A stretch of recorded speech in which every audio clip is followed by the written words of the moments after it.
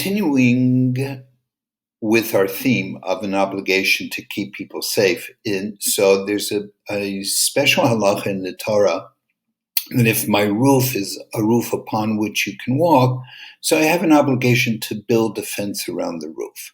And from there we derive that anyone who goes out of their way to make sure that there's no danger to other people from their homes or walking in their homes, so those people are actually fulfilling a positive mitzvah in the Torah to build a makkah, to build this fence around the roof.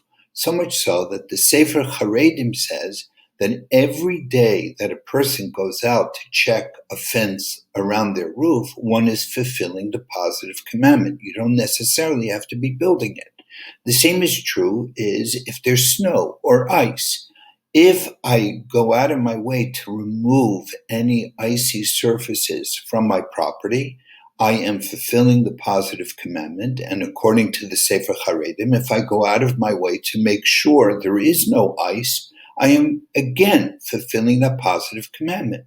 So what would be the status of every time? Imagine if I'm about to deal with another person and I use hand sanitizer, I'm probably fulfilling this mitzvah of building a makkah, building a fence, because I'm doing something to protect other people from danger.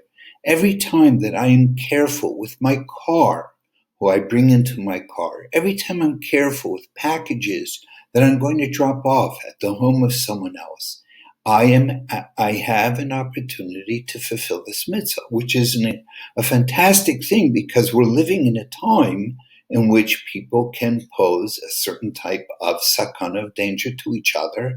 And simply by being careful, we are fulfilling a positive commandment and making sure every day and every moment we're being careful with each check we do on ourselves and our property. We are fulfilling yet another positive commandment.